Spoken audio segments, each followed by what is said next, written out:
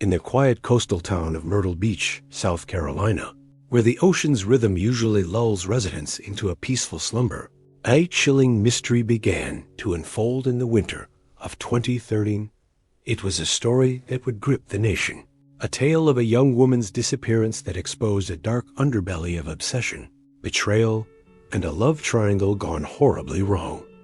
This is the story of Heather Elvis, a vibrant 20-year-old whose life was tragically cut short, leaving behind a trail of unanswered questions and a community forever haunted by her vanishing act.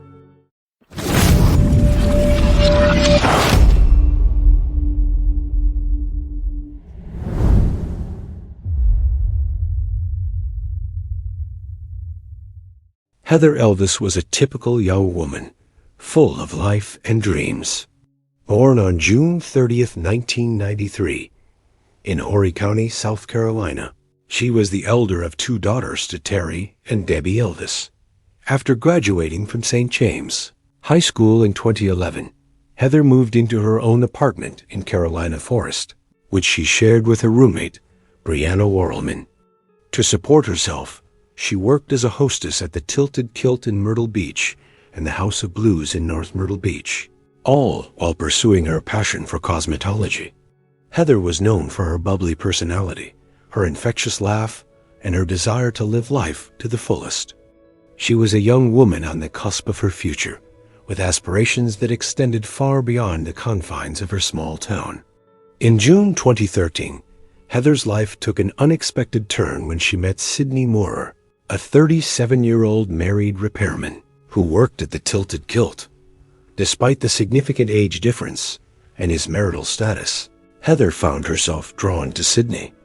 Her social media posts from that time hinted at a burgeoning romance, with tweets expressing interest in an older man and later, a cryptic message about being in way too deep.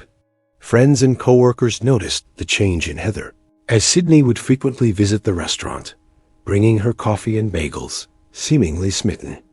Their affair, though brief, would set in motion a chain of events that would ultimately lead to tragedy. The affair, however, was not destined to remain a secret. In late September 2013, Sidney Moorer's wife, Tammy Moorer, discovered the illicit relationship. Her reaction was swift and brutal. Tammy, a woman described as fiercely possessive and controlling, unleashed a torrent of harassment and threats upon Heather. She forced Sidney to call Heather and end the affair, allegedly making him utter cruel words designed to tear Heather down. But Tammy's rage didn't stop there. She continued to bombard Heather with menacing text messages, implying violence and even death. She tried to get Heather fired from her job, relentlessly calling the Tilted Kilt and threatening to pull Sidney's repair services if Heather remained employed. The psychological torment was immense, and Heather, once so full of light, began to withdraw, her vibrant spirit dimmed by the relentless onslaught of Tammy's jealousy. Despite the emotional turmoil, Heather was attempting to move on. She had secured a new job at a beauty parlor, a fresh start she eagerly anticipated. On the evening of December 17, 2013, Heather went on a first date with a new man, Stephen Schiraldi. They spent the evening driving around, admiring Christmas lights, and even shared a lighthearted moment in a mall parking lot where he taught her to drive his manual transmission car. Schiraldi dropped Heather off at her Carolina Forest apartment around 1:15 a.m. on December 18th. He was the last person known to have seen her alive. Just 20 minutes later, a mysterious call came to Heather's cell phone from a payphone. Shortly after, Heather called her roommate, Brianna Worrelman, who was out of state. Heather was hysterical, telling Brianna that Sidney Moorer had called, claiming he was leaving his wife and wanted to meet her. Brianna, sensing danger, desperately advised Heather not to go. The conversation was brief, lasting only 2 minutes. After 1:45 a.m. on December 18th, Heather Elvis was never seen or heard from again. Her cell phone activity ceased around 6 a.m. that same day. The alarm was raised when Heather failed to show up for work and her family couldn't reach her. Her car, a dark green 2001 Pontiac Grand Prix, was found abandoned at Peachtree Landing, a remote boat ramp known for its secluded nature. The discovery immediately raised suspicions. The location, combined with Heather's sudden disappearance, pointed towards foul play. Investigators quickly focused on Sidney and Tammy Moorer, given the history of harassment and the suspicious phone calls made to Heather's phone in the early hours of December 18th. Cell phone records became a crucial piece of evidence. They showed a flurry of communication between Heather and Sidney Moorer in the hours leading up to her disappearance. More damning was the revelation that Sidney's phone had pinged near Peachtree Landing around the time Heather's car was left there. Surveillance camera footage from nearby businesses further implicated the Moorers, showing a truck believed to be Sidney's driving to and from the boat landing during the critical time frame. The pieces of the puzzle were slowly coming together, painting a grim picture of a meticulously planned abduction. 4 months after Heather's disappearance, the Moorers were arrested and charged with murder, kidnapping, obstruction of justice, and indecent exposure. The investigation also uncovered evidence of Medicaid fraud, leading to additional charges.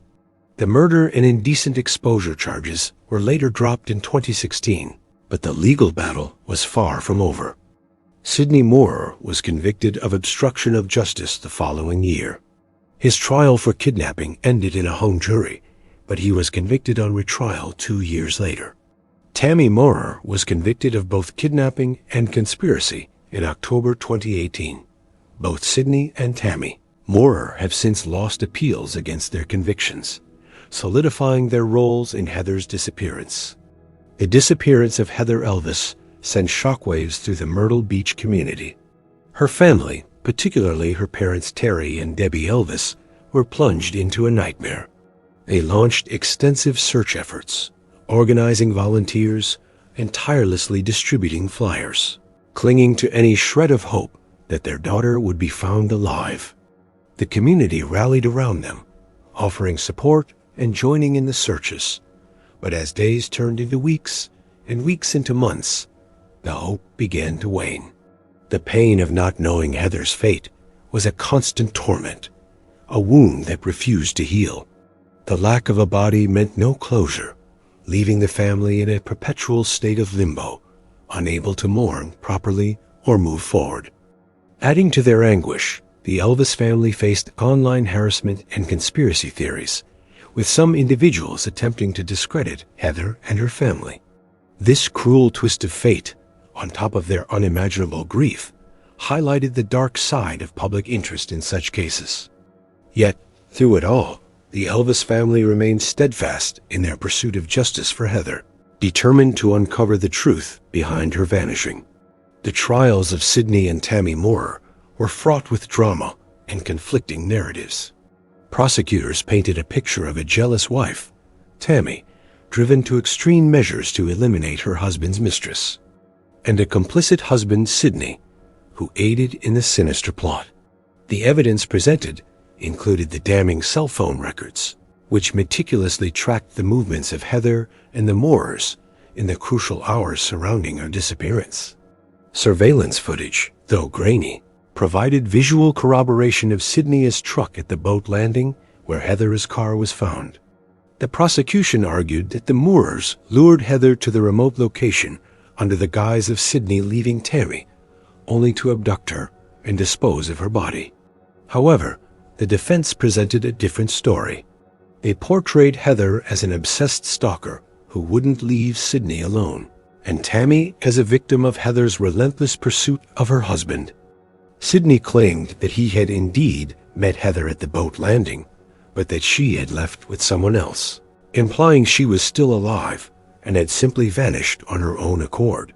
Tammy, for her part, denied any involvement in Heather's disappearance, despite the barrage of threatening text messages she had sent. The defense attempted to sow doubt in the minds of the jurors, highlighting the lack of a body and suggesting alternative theories for Heather's vanishing. The courtroom became a battleground of conflicting testimonies, psychological manipulation, and emotional appeals. leaving many to wonder about the true events of that fateful night. One of the most disturbing aspects of the case was the psychological dynamic between the three individuals. Tammy Moorer's possessiveness over Sidney was extreme, bordering on pathological. The revelation that she allegedly handcuffed him to their bed at night to ensure his fidelity painted a chilling picture of control and insecurity.